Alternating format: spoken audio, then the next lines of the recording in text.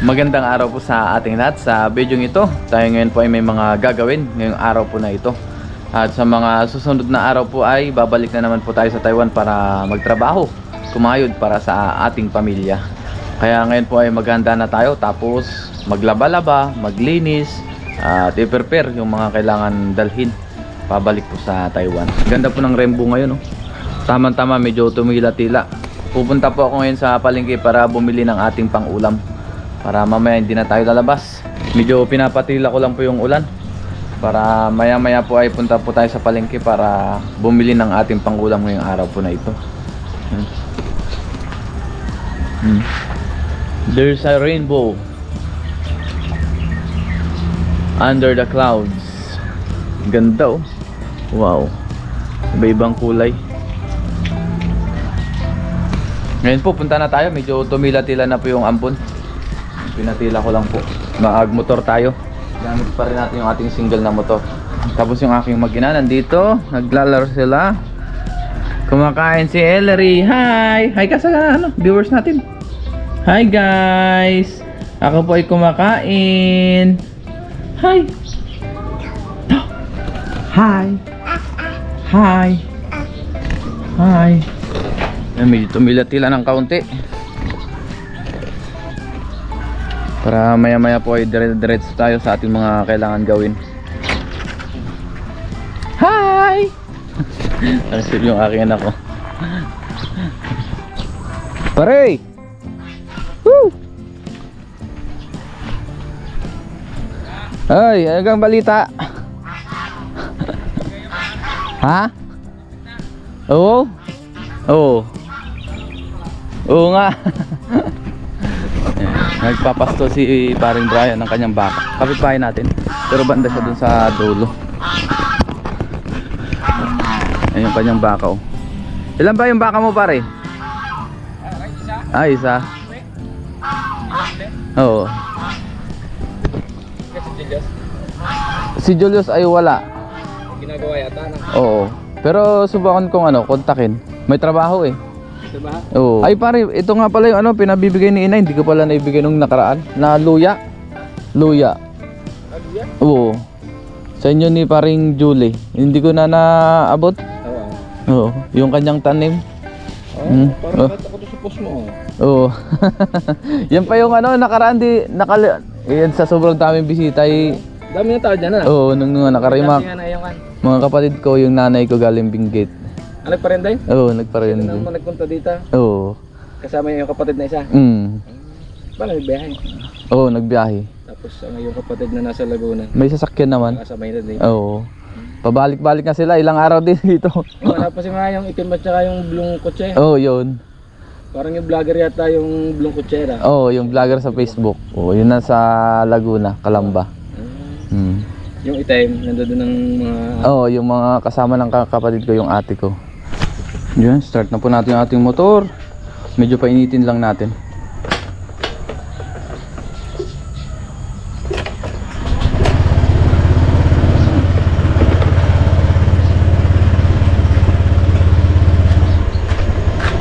Bili lang tayo ng pang-ulam.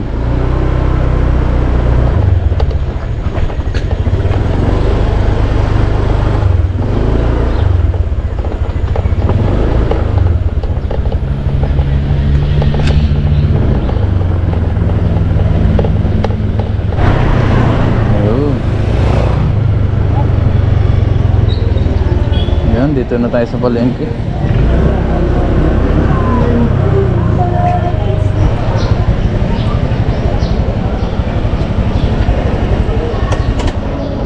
Ngayon po nandito na tayo sa bilihan ng karne.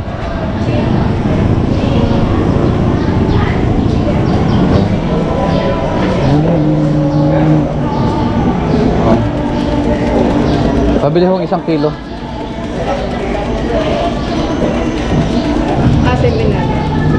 Isang kilo ho. Yun, tapos bumili rin po tayong gulay. Ayan, ayos na. Yun, lagyan natin sa ating motor. Hindi na tayo masyado nakapag-vlog. Yan, dahil meron tayong bit-bit.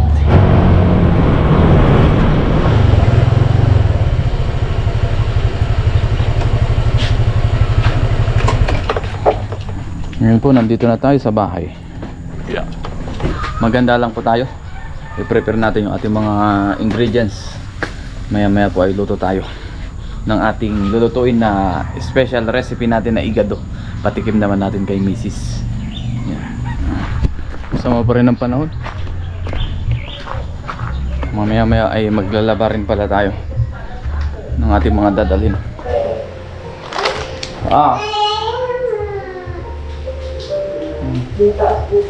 Sa lubong? Sa lubong?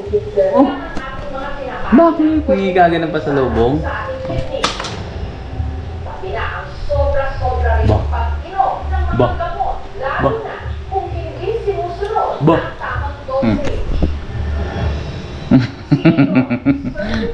Ikaw nga, ikaw. Oh. Yeah, may anak dito. Kiss, papa. Ay, ayaw mo naman nag-kiss ang papa eh. Kiss. Ngayon po ay nakahiwa-hiwa na tayo ng ating mga ingredients, yung ating mga karne. Yan, nahiwa-hiwa na rin po natin.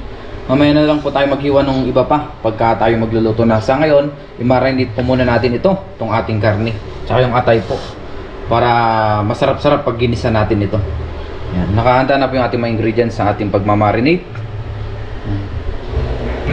Para mamaya pagtapos natin maglaba, maglinis dito at mag-prepare ng ating mga kailangan dalhin pabalik sa Taiwan ay okay na po. Gigisa na lang natin ito. Lagyan na po natin yung ating bawang. Ito optional lang tong mga to. Kumbaga hindi po ito yung authentic na igado pero siguro malapit-lapit. Ayan. Tapos kalamansi. Maglagay din po tayo ng toyo.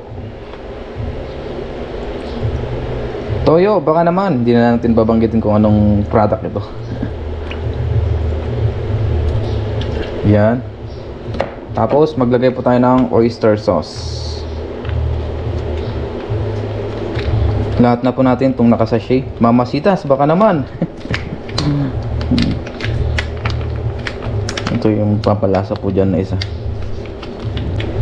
Tapos po dito sa ating atay, suka lang pong ilagay natin. Tatanggalin lang natin yung pinakalansa nya. Yan.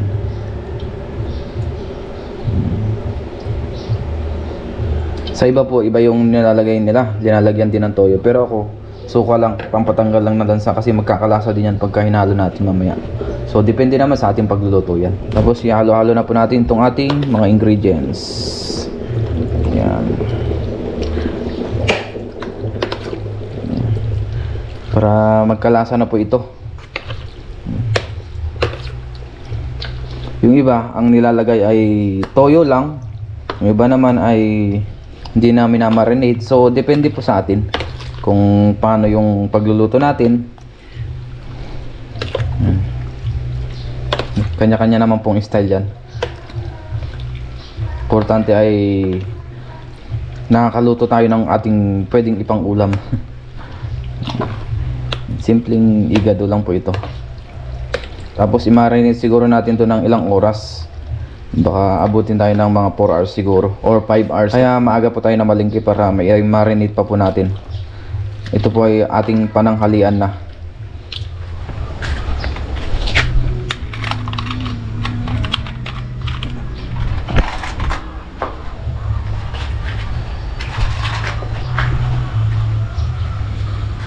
Ngayon po maglaba naman tayo. Gamit tayo ng washing machine. Ayan. Tampak po ang ating labahin. Yan po. Ito po ay aking damit tsaka damit ni Mrs. Tsaka damit po ni Ellery. Tayo po ngayon ang maglalaba. First time ko po silang ipaglaba. Yung aking mag-ina. Dahil si Mrs. po ay nagpapatulog. Inaalagaan si Ellery. Kaya ako muna ngayon yung maglaba. Dahil si Mrs. po yung palagi naglalaba. Ngayon naman po ako naman. Para matulungan natin siya habang siya ay nagpapatulog. Pinapatulog si Ellery. So ang ating gamit na washing ay manual po ito. Hindi gaya yung automatic na disalpak lang ang tubig. Tapos automatic na malalabhan. Yan. Tapos madadrain na rin o madadryer. Pero ito manual. Yan. Mga sinauna pang washing ito. Mamaya na po tayo magluto pagtapos natin maglaba. Sarap ng hangin dito. Wow. Medyo makulimlim tapos mahangin. Sarap ng hangin. Sariwang sariwa. At sa mga nagko-comment pala, tinatanong nila kung may poultry dito. Meron po. Merong poultry ng manok dito. Pero medyo malayo dun pa po banda. Sa kabila, dun banda. Yan. Tapos may mga baboyan din po dito. Doon po naman sa kabila. So medyo malayo tayo. Kaya biyaya. Dito tayo sa parke maglaba. Dahil nga wala pa tayong dirty kitchen tsaka laundry area. Kaya dito muna tayo sa parking. O sa garahe. Dito na po lahat. Bodega, paradahan, labahan. Naging terrace na rin po ito pang lahatan na. Lagyan ko lang po ito ng tubig. Itong ating washing. Yan. Maglagay na po tayo ng sabon. At ngayon po kasalukuyan na nating binawashing yung ating damit. Tapos yung tubig, nag-ipon po tayo kasi mamaya po ay medyo hihina yung tubig. Kaya nag-ipon na tayo para meron tayong banlawan. Tigasin muna tayo ngayon. Tigalaba.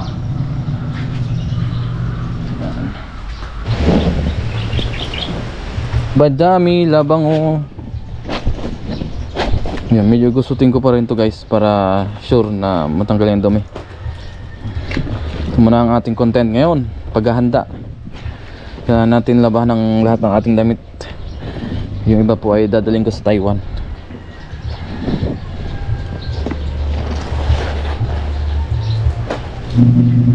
Ngayon naman po ay magbanlaw tayo. Yan, mga damit po ng aking anak ito. Banlaw naman tayo ngayon. Tapos yung damit natin ay naibabad na po natin sa downy. Yan. Maglaba muna tayo bago tayo magluto. Tapos mag-ayos ng ating mga dapat pang ayusin na gamit. Saka mga documents. Mamaya na po yun. Kasalukuyan pa rin tayo nagbabanlaw. Marami pa tayong nilalabhan dito. Kukusutin pa natin yan. Yan na po yung ating mga nilabhan. Yan. Ayos na. Magluto naman po tayo ngayon ng ating pang-ulam. Ngayon naman po ay magluto tayo ng ating igado. Kakatapos lang natin maglaba. Magluto naman tayo pang tanghalian naman po. At si Ellery po ay kakagising lang din. Pagluto natin sila misis. Nagsala na tayo dyan ng kawali. Igisa na po natin ito. Opo! Ayan yung aking anak na tawag na. Igisa natin ang ating bawang sibuyas. Tsaka itong ating minarinate. Yung ating atay nasa rep pa po. Tapos gamit rin pala tayo ng aswete. Naglagay na po tayo ng mantika. Gisa natin ang ating mga ingredients. Gisa na po natin yung ating bawang tsaka sibuyas. Pag nagigisa ako, minsan sabay, minsan una yung bawang. Depende sa atin. Ayan. Tapos lagyan na po natin ating aswete. Ang pakulay lang. Ayan.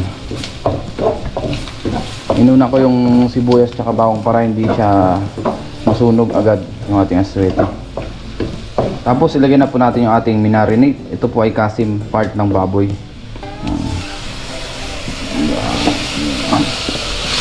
Yun. Ito po ay 1 kilo. Ulam na po namin hanggang bukas na siguro. Aabutin ito kasi 1 kilo po. At dahil uuwi rin po mamaya yung aking ilang bayaw, kaya magluto rin tayo ng marami.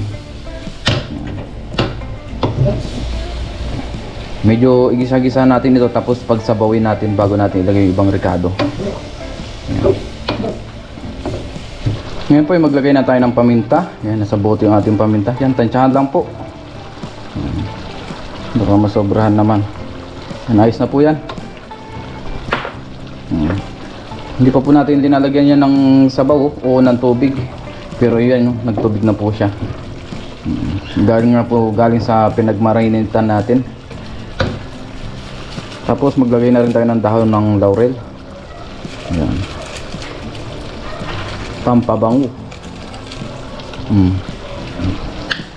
Tapos mag-add pa rin tayo ng asin. Kahit na meron tayong nilagay sa marinate natin na toyo. Kunti lang po. Kasi mamaya lalagyan pa natin yan ng mga pampalasa, mga asukal, ganyan. Tapos halo-haloin natin muna to. Medyo pakuluan pa natin ito ng ilang minuto. Palambutin muna natin yung karne. Dagdagan ko pa ito ng kaunting tubig siguro. Dagdagan natin ng kaunting tubig. Yan, ayos na. Para ma-steam siya. Kasi mamaya matutuyo pa yung kanyang sabaw. Pakuluan muna natin ito habang tayo nag-iwan ng ating mga gulay at iba pang sangkap na ating ihahalo pa dyan. Yun po, kuluan na ulit. Tingnan natin kung medyo malambot na. Ay, medyo malambot na po yung ating karne. Ilagay na po natin yung ating liver's bread. Ayan, liver's bread. Si Ellery po ay kalaro nung aking misis. Ayan. Yan po, nagkulay na yung ating igado. Gawa nga dahil sa aswete yan. Pampakulay.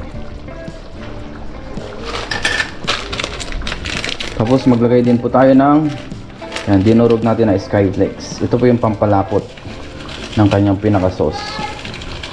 Pwede rin namang cornstarch, pero tayo para maiba naman, ito munang skyflakes. Crackers. Siyang natin halo-haloin.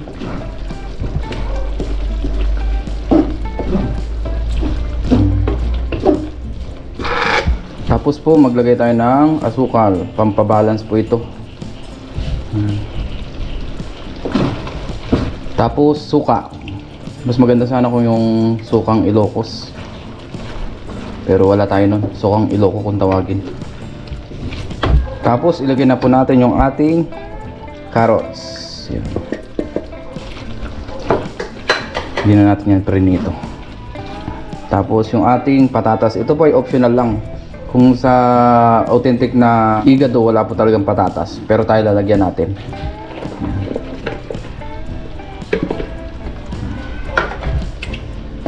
Pero minsan talagang hindi ko linalagyan ng patatas. Gusto daw nila misis na may patatas, nilagyan natin.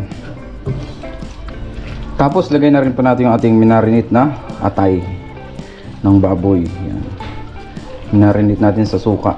Yan. Hinugasan muna natin yan para talagang walang lansa. Tapos lagay na po natin yung ating bell pepper, tsaka yung ating green peas. Yan. Itong green peas po ay ito po yung nasa incan, kaya luto na po ito. Kunting kulo na lang okay na. Tsaka natin halo-halo. Medyo pakuluan pa natin ito ng kaunti. Takpan lang natin saglit sa mahinang apoy. Pakuluan natin. Ngayon po, luto na yung ating igado. Yan na po.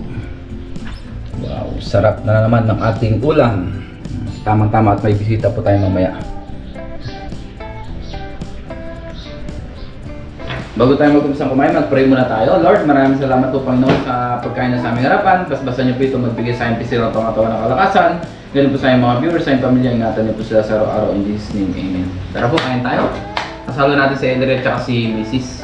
Yan, kanina po ay naglalaro sila. Yan. Pinakain muna namin si Ellery kasi Chuck maglalaro ulit siya. Ayaw. Dito ako, kanan ako eh. Ayaw niya yung kutsara niya. Ayaw niya.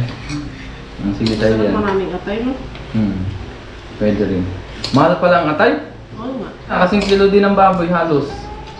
Mahal po ang atay guys, kaya medyo mas konti yung binili natin kumpara sa kami. Kalahating kilo lang. Baka mainit dyan. Kain po. Sarap anak.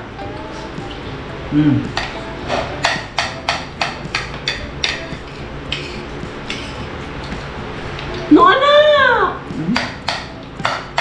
Eat mo, eat! Eat.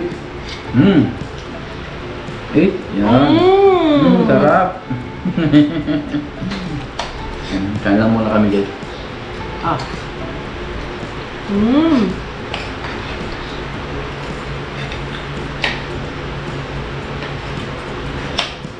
Mm. Hi. Hi guys, nakain po kami. Lalo na.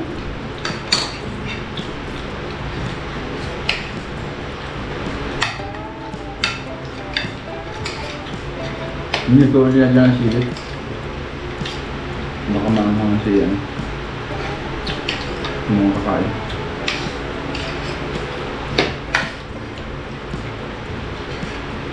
Kahit ano? Ito naman ito.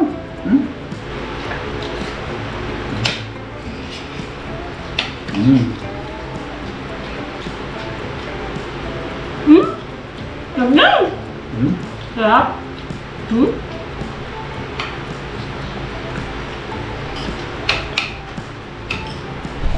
Ay, Bibi, ay. Hi, sabi mo.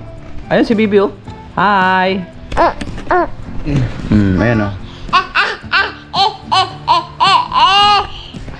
Ay, Ngayon po tapos na kaming kumain. Ngayon naman ay maglinis tayo ng ating maleta. May dala tayong basahan dito tapos binasa natin. Ito po pala yung hindi natin natanggal ng nakaraan. Umuwi pa tayo nito. Yan. Nandun natin. Hindi pa natin natatanggal. Nandun muna. Ating lilinisin. Ilang araw na lang tayo. Hindi na rin pala tayo nakalabas kasi yun nga po umuulan.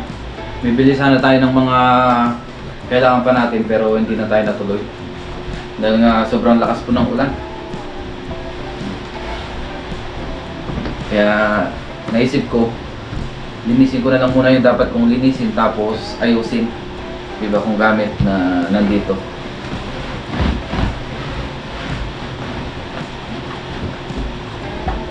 Tapos yung aking documents pala baka sa susunod na araw ko na lang ayusin dahil nga meron pa tayong aasikasuhin na e-travel sa online. Isahan na lang para abot sa 72 hours na palugit nila. Kailangan kasi 72 hours pababa bago tayo kumuha ng e-travel pass. Itong maleta pala na ito guys, marami nang alaala sa akin ito. Dahil ito po ay I think mga 8 years na sa atin. Ayan. Napakatagal na rin. Marami nang alaala. Kaya hindi natin ito papalitan. Masira man o hindi. Sana naman huwag masira. Ito pa pala. Parang malinis na pagdating ng araw ng ating pag-alis. Ito pala, meron to. Ano rin tanggal. Balik na naman tayo sa ibang bansa.